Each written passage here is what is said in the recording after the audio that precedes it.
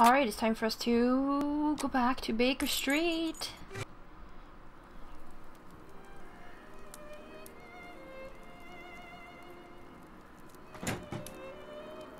Hello, Holmes.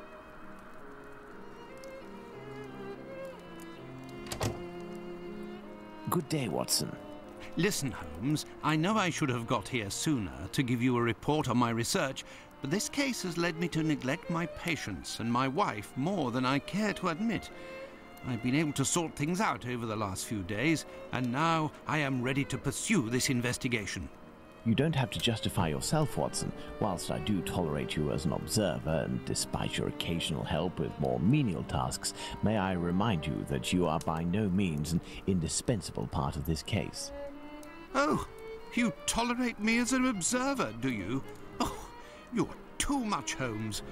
Well, Mr. Detective, despite my absence, I have been working on this case, putting my relationship on the line in the process. And I happen to have a confidential letter that only passed from one lord's hand to another. What it contains is extremely serious and concerns Dr. Tumblety and his collection of uteri. Let me see that. Letters on the community of London hospitals. My lord, be hereby assured of my entire collaboration in the affair, to which I must reply. No one will be able to cast opprobrium on our institution or ourselves. Our eminent colleagues support our policies, and they won't cooperate with the police as long as the higher interests that we serve aren't menaced. As you mentioned, we must avoid having to explain to the uncultured masses the exigencies of medical research. A general crisis of confidence will result in inevitable amalgamation that the press would hasten to create between this and the hideous murders committed in the East End. To this end, I tactfully evoked the rumor that you mentioned in your letter when I met with my colleagues. It turns out to have grounds, and these are the specifics that I was able to obtain. 18 months thence, an American doctor in London did in fact contact certain hospitals. His approach was aimed at getting stocks of feminine genitalia, particularly uteri. He was motivated initially by the finalization of his research and of its publication. Thence. So hence is like future, and thence is like past. The doctor in question wanted to include a uterus specimen freshly conserved in formalin with each of the research dissertations sent to each of the colleagues involved. A large quantity was thus necessary, and this doctor proposed to buy each of the uteri for £20 each. The hospital directors did not pay heed to these demands. Of that I have been assured. Between you and I, my lord, who knows what strange consequences would have followed these demands of the American doctor. The rumor of these unusual commissions made the tour of the hospitals in question at the time and has spread to others since. Simple day laborers employed in organizations considered that the gain of £20 could justify a theft, perhaps worse. The identity of the doctor is unknown to me, but based on the recall of one of my colleagues, this man had the most impressive references. But after a bit of research that I didn't find the existence of any publication with an eventual correlation on this or the other side of the Atlantic. The man left London shortly after his pitch, it would seem. I cannot help but think that he has perhaps returned to London and has found someone who might furnish him with what he is looking for. Excellent. This American could turn out to be of great use to use. That's right, and that's not all. I did some research and finally found an illness that affects the genitalia and can, in certain cases, cause facial symptoms resembling the mutilations seen on the last victim. It is called, would you believe? Syphilis and the emaciation that can be seen in affected children. I have known that for days, Watson. Really? Listen, now you're already here, Watson, we may as well continue the investigation. Do you remember the map on which we established the area in which our killer lives? I think we should continue our study. Okay. Let's see here. Syphilis deforms the patient's face. Here we go. There is our map. Well, I discovered the case of another murder before that of Bucks Row. It happened in George Yard. We shall put it on the map in order to see if it corresponds to our area of research. We must place the murder of Martha Tabram in George Yard on the map. George Yard is right there. That is where Martha Tabram's murder took place. There's no point going there. I already have all the information we need on that matter. You see, this murder took place in the area in which our killer lives, his safe zone. Nonetheless, there are two major differences between the murder of this Martha Tabram and that of Polly Nichols. Firstly, the blows inflicted are not the same. And the second difference? It follows on from a doctor's opinion. He claims two weapons might have been used, and if there is one group of people we absolutely must not trust in this business, it's doctors. Don't you agree, Watson? Watch it, Holmes. Tabram's murder took place in an area where the murderer, whose cowardice is clear, was able to make a quick getaway, that is to say, near his home.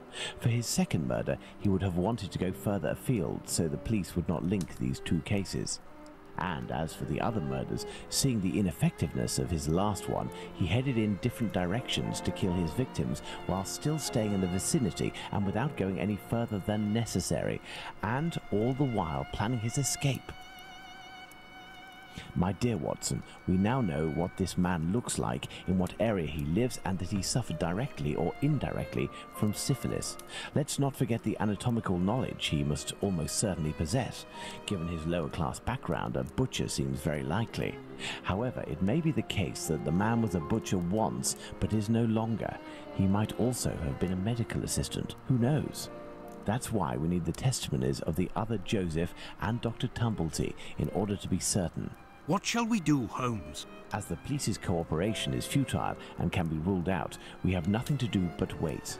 Watson, wait, and hope we see one of these two men before the killer strikes again.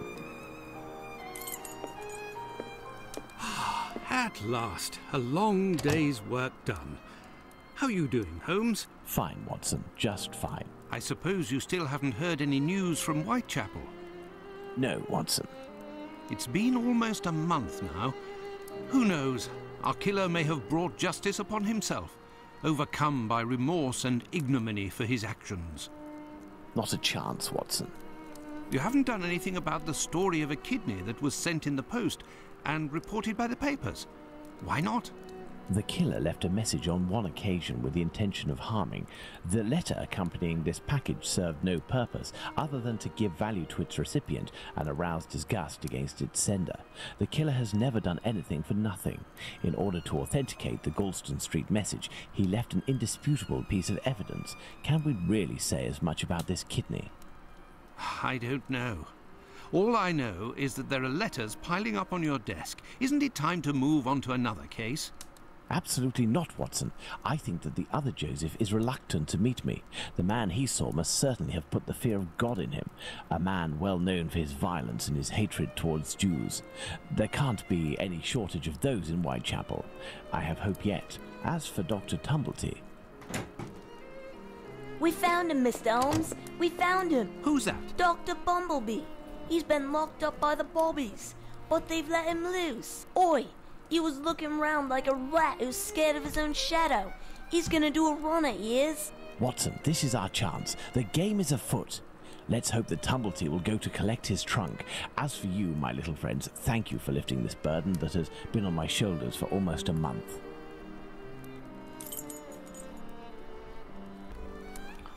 All right. Okay. We should go to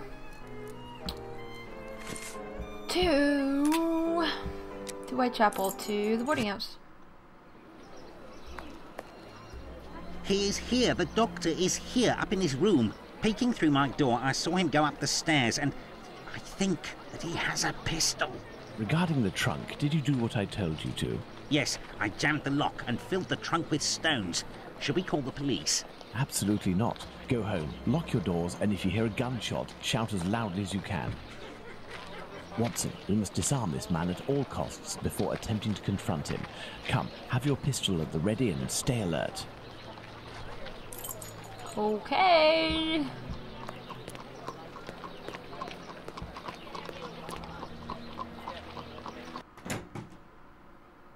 Don't move a muscle or I shoot. Who? But what is going on? Bravo, Watson. I take back everything I ever said about your less than full involvement in our investigations. Listen, Mr. Policeman, I already told everything to your colleagues at the station, so... Don't you believe it, sir. We're not with the police. We are here to talk about human organs, an area in which you seem to have a great deal of interest. What?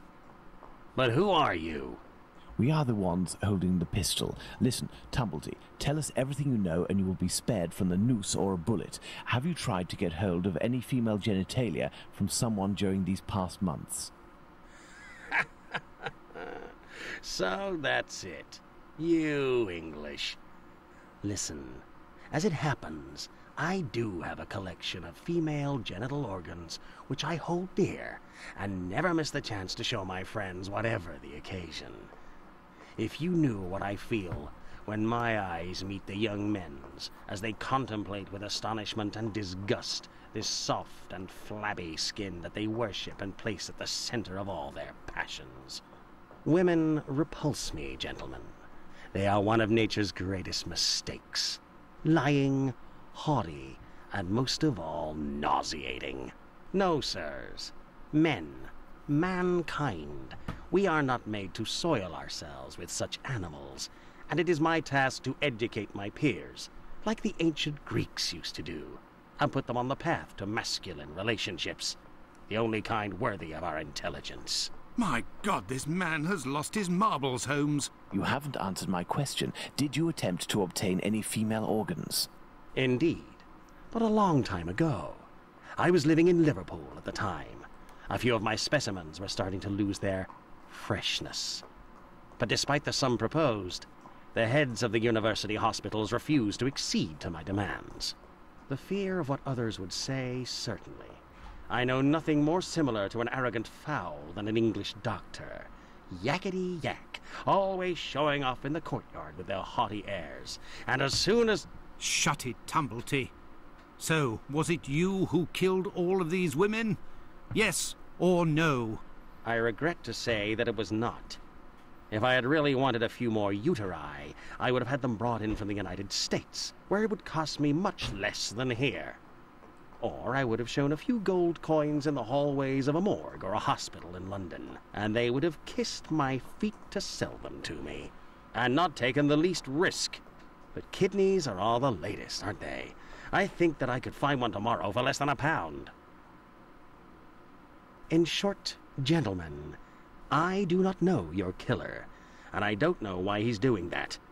But if you come across him one day, please send him my friendship and my deepest respect. You've gone too far this time. Come, Watson, let's not get carried away now.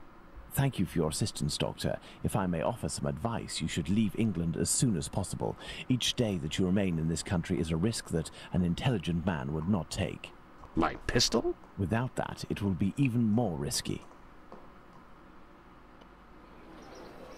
Can we believe this man, Holmes? He can't be the murderer, and his story regarding the organs fits. But we can't afford to take the slightest risk. I will ask the Baker Street irregulars to follow him. Listen, lads, when Tumblety leaves here, follow him discreetly and come and tell me as early as possible tomorrow where he is currently residing. Understood? Understood, Captain. You are already ready, Holmes. What is going on? I have been waiting for you for at least an hour, Watson. It would appear that a new drama has unfolded. The youngsters came to give me this address, but I have some doubt as to the actual location we are going to. Let's try anyway. At worst, we may come across the Baker Street irregulars to put us in the right direction.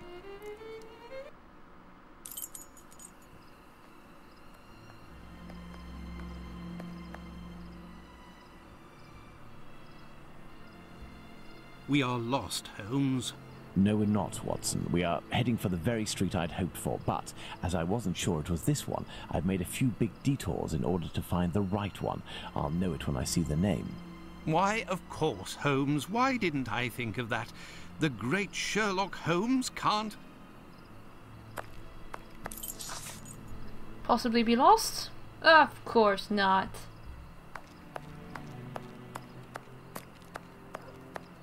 Can I talk to this dude? How are you, my friend? Are you not feeling well? No. My friend is a doctor. He can take care of you.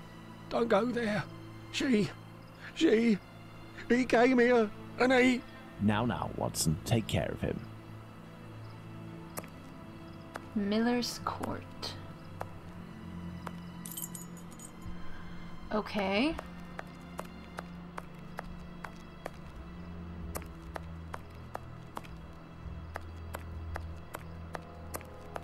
Do we go in here? No. No. Here? Nothing of interest here. Oh. Never mind then. Here? No. Here? Yes.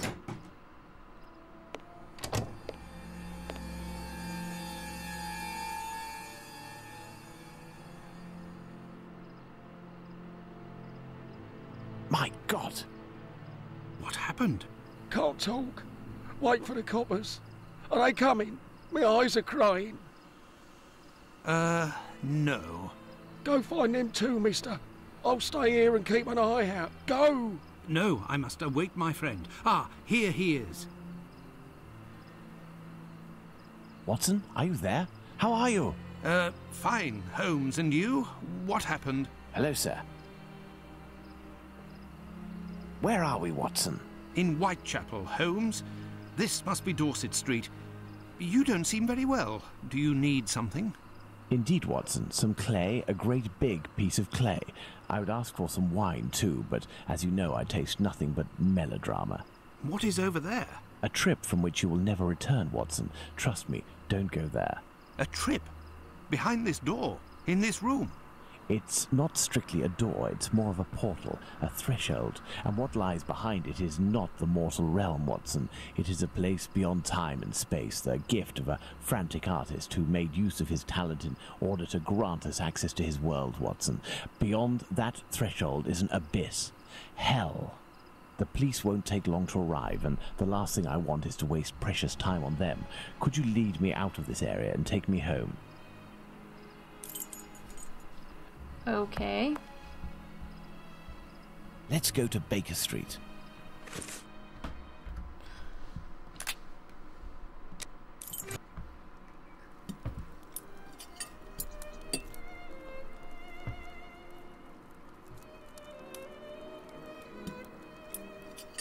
You should come and eat, Holmes. Mrs. Hudson has worked wonders. The joint has been cooked medium rare. If only you would tell me what was in the courtyard. The answer, Watson. The answer, Holmes? Yes, the answer to a question that you asked me a few weeks ago. How the devil can the answer to a question I asked you be found in that courtyard? And what question are you referring to, Holmes? How our killer set about reaching the height of horror by taking another victim, Watson.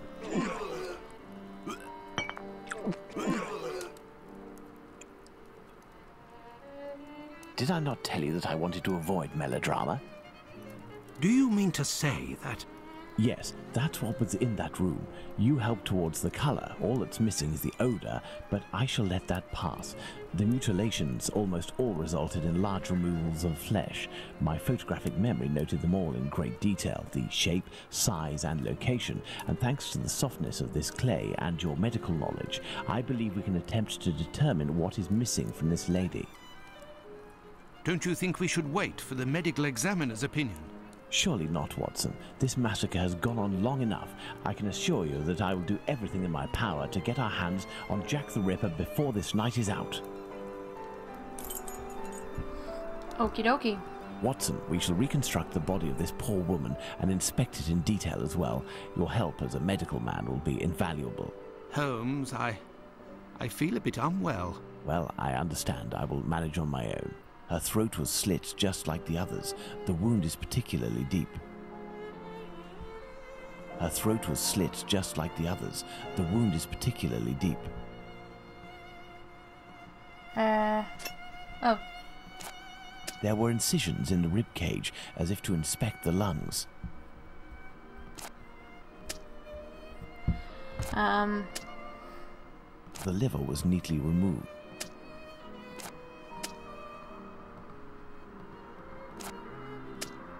Some kidneys. An organ is missing, apparently. I must specify which organ this is on my list. Heart. Oh.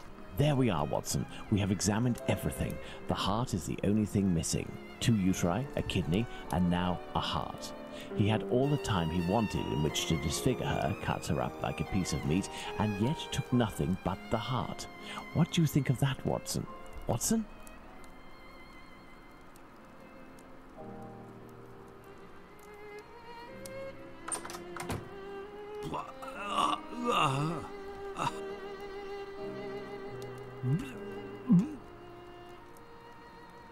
What? Ha.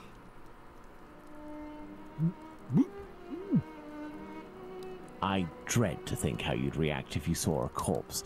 I'm returning to Whitechapel, Watson, to Isaac's. If the heart tells you to come with me, if the heart tells you a little wordplay there. Let's go to the cobbler's. Oh my god. Holmes! No. Oh my gosh. Here we go. Let's go to the cobbler's. Yep, I'm already here, dude. Beep, beep. Evening, Mr. Holmes. Where's your cart, dude? Good evening, Hardyman. Has Abraham Solomnovich still not reopened his shop? No, not that I know of. Have you heard anything about the latest murder? Certainly there is talk of nothing else. Poor girl. I hope they catch the bastard who did it. Who do you think that could be? A madman, that's for sure. Everyone in the area is pinning it on a Jew. But I don't believe that for a second. Why? Because Jews don't like blood, you see. They're not allowed to eat it, and they have to drain the meat before cooking it. It's true that they eat animals, but they are fanatical about all kinds of silly things. I don't know much about their rituals and all, but I know that a Jewish butcher can't just do whatever he pleases with his knife. He has strict kosher rules to follow. You seem to be very well informed. Well, I buy my meat from them too. My clients don't care whether the meat comes from Jews or not. Cats eat it regardless. And let me tell you, I'd go as far as to say that I may even have more faith in a Jew, because even if they don't eat all the offals, a Jew inspects them to see if the animal was in good health. Lungs, for the most part, and as they make up most of my cat's meat, you can see the connection, right? Jews are allowed to eat offals? Oh, yes. They eat calves' kidneys, I think. How big is that? A calf's kidney? Ah, well, that depends if it's fresh or if it's been marinated in brine or cooked. When fresh, are they as big as a human kidney? They would be, yes. You know, Mr. Hardyman, it's lucky for both of us that the murder that took place in your mother's courtyard was only the Whitechapel killer's third. Had it been the first, I wouldn't be thanking you, as I'm doing now, for all of this important information. Goodbye and take care. If you say so. Right, farewell, Mr. Holmes. Let's go to the cobbler's. Okay.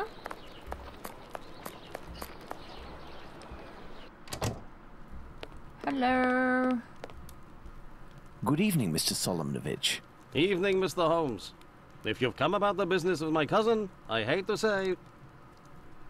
Before you respond to my request, I must ask you to answer this question of the utmost importance. What offals are Jews allowed to eat? Well, the same as you. Kidney, heart, liver? Yes. How are they prepared? Kidneys are boiled, heart is often finely sliced and cooked on a skewer, and liver is always grilled. These offals, do they come from cattle? Yes, beef or veal. And eating non-kosher food would be a grave affair for a Jew, isn't that right? Yes, it would be very serious.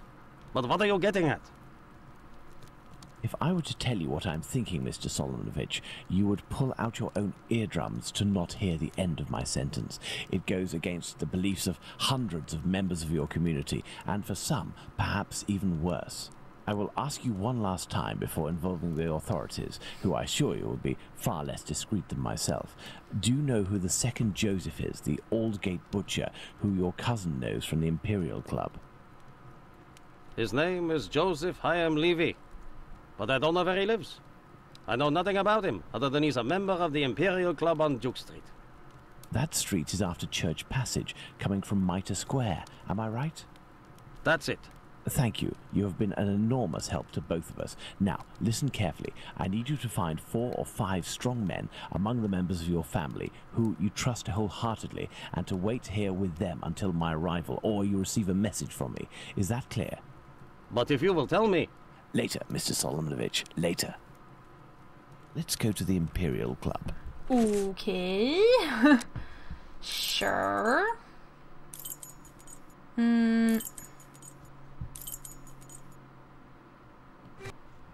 There's the Imperial Club. Let's see if I can find Joseph Hyam Levy. Hello, sir. Hello. Can I help you, sir? Indeed, I have an urgent message for Mr. Joseph Levy, the Aldgate butcher. I regret, sir, but Mr. Levy is not at the club at present. You can wait for him if you wish. I thank you. Do you know where I can find him? His home address, perhaps? It is a very urgent matter. I am sorry, sir, but we do not give out information regarding the club members to people outside the group. I understand. I must find a way to enter the Imperial Club without having to go through the entrance hall. Okay. A note encouraging members of the Jewish community to remain prudent and vigilant after rumors about the Whitechapel murders. Chief Rabbi's reminder, the Whitechapel murders weigh on our community heavily. Consequently, an exemplary conduct must be shown no more than ever, as well as increased vigilance. Jewish establishments such as synagogues, shops, and clubs are likely to become targets. All incidents must be stifled as much as is possible. This may come in handy. Oh, I didn't mean to go out.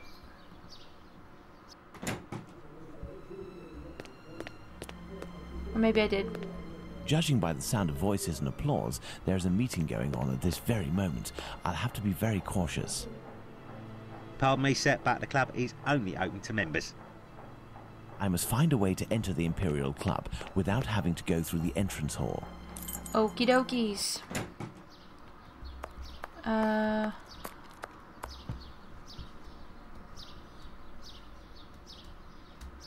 There should be something here. Yeah. What's this? Is this a door? No.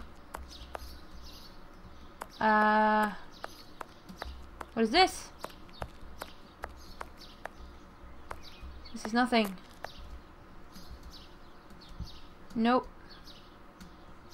Synagogue.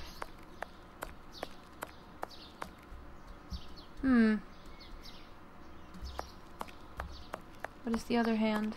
Oh no, that was just that. Okay. How do we do this? I don't know. Oh, is that Hebrew? Cool. I don't know, but we will have to figure that out in the next episode. Thank you all very much for watching, and I'll see ya.